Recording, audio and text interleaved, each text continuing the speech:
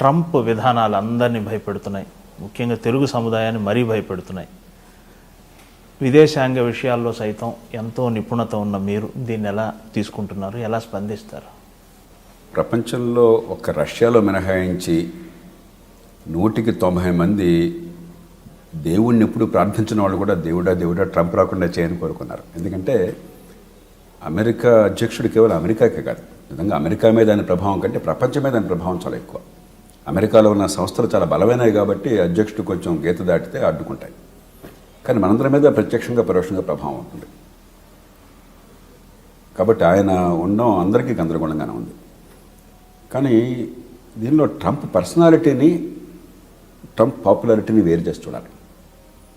మనందరికీ ఏమిటంటే అతని భాష కానీ అతని ప్రవర్తన కానీ చాలా జుగుప్సాకరంగా, సంస్కారహీనంగా, వల్గర్గా ఉండటం చేత చాలా తేలిగ్గా మనం రాళ్ళేస్తున్నాం. అది పక్కన పెట్టండి.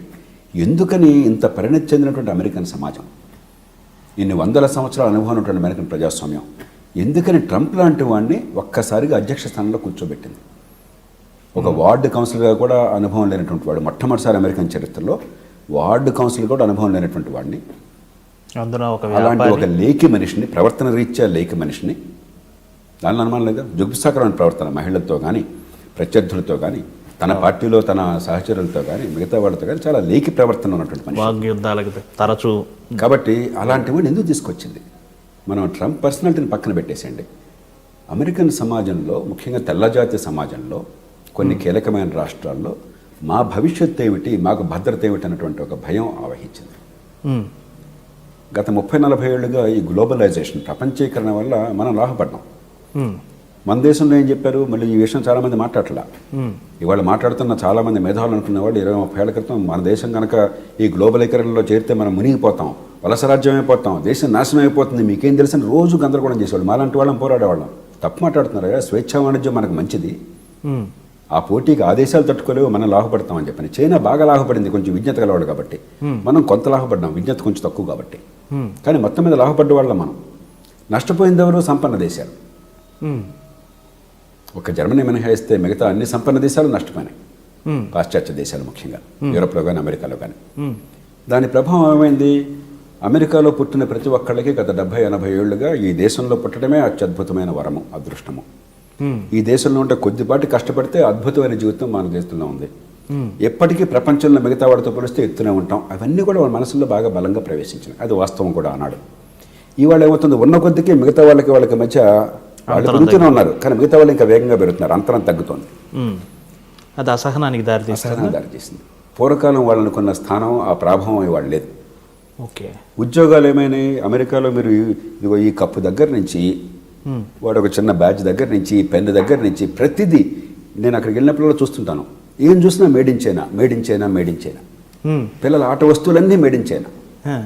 ఇది అని కాదు అసలు. దాదాపు ఏ వస్తువు ప్రజల వాడేది చూసినా కూడా చవకగా చైనా నుంచి లేకపోతే ఇతర దేశాల నుంచి వచ్చిన ఉత్పత్తులు శాసిస్తున్నాయి అక్కడ. వినియోగదారుడికి బాగుంది కానీ ఉత్పత్తిదారుడు నాశనం అయిపోతున్నాడు. సహజంగా ఆ సమాజంలో అల్లకల్లం వస్తుంది. అందులో అమెరికా ఏమిటంటే ప్రపంచంలో వైజ్ఞానిక రంగంలో అందరికంటే ముందున్న దేశం, కట్టింగ్ ఎడ్జ్. ఆ తర్వాత ప్రపంచం దానికి వస్తుంది. మీరు స్మార్ట్ ఫోన్లు కానివ్వండి, ఇంటర్నెట్ కానివ్వండి, రోబోటిక్స్ కానివ్వండి, 3D ప్రింటింగ్ కానివ్వండి, లేకపోతే అగ్రిగేటర్స్ అని చెప్పంటాం, ఏది మన ఊబర్ లాంటి అగ్రిగేటర్స్ కానివ్వండి, లేకపోతే హౌసింగ్ విషయంలో, హాస్పిటాలిటీ విషయంలో ఎయిర్బిఎన్బి కానీ అన్నీ కూడా ప్రపంచంలో నెంబర్ 1 అమెరికా ఆధునిక పోకట్లకి. కాబట్టి మొట్టమొదటి దాని ప్రభావం మంచి చూసేది వాళ్ళే, లాభం పొందేది వాళ్ళే, నష్టం పొందేది అమెరికా ప్రజలే. లాభం పొందిన వాళ్ళు మౌనంగా ఉంటారు, నష్టం పొందిన వాళ్ళు గొంతె తరుస్తారు. అవును, సహజ ధర్మం.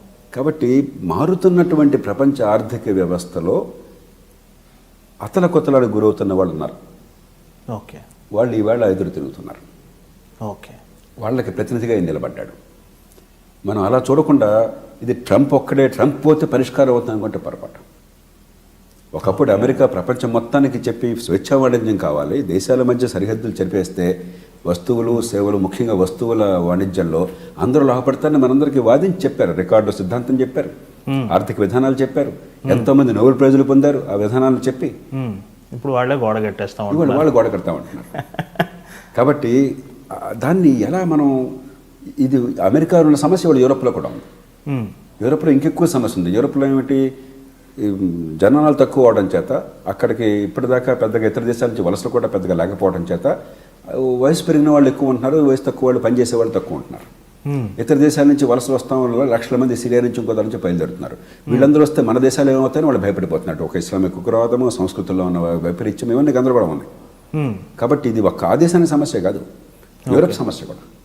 ఓకే, ఇది ఒక ప్రపంచ సమస్య. అంటే వేగంగా శరవేగంగా టెక్నాలజీ వల్ల మారుతున్నటువంటి ప్రపంచంలో ఈ జనాభా ఒక్కొక్క దేశంలో ఒక్కొక్క రీతిన ఈ డెమోగ్రాఫిక్ చేంజెస్ అంటాం. ఈ జనాభాలో వస్తున్న మార్పుల వల్ల, ఆర్థికంగా టెక్నాలజీలో వస్తున్న మార్పుల వల్ల ప్రపంచం అంతా అల్లకల్లోలకు గురవుతున్నది. పూర్వం ఇప్పటిదాకా ఉన్నటువంటి కన్సెన్సస్, ఏకాభిప్రాయం దెబ్బతిన్నది. ఈ నేపథ్యంలో మనం చాలా ఆచితూచి అడుగులు వేయాలి ఒక దేశంగా.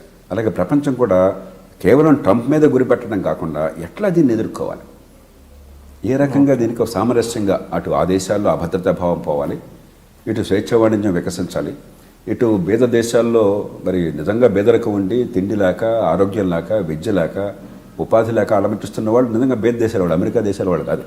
కాబట్టి వీళ్ళందరికీ అవకాశాలు పెరగాలి. ఇవన్నీ జరగాలంటే మనం ఒక కొత్త కన్సెన్సస్ ఏర్పాటు చేయాలి. ఓకే, ఇప్పుడు ఆ క్రమంలో ఉన్నాం. దానికి ఒక పెద్ద నాంది అనుకోవాలి. Friends, watch my exclusive interview with Yamuna Kishore on iDream.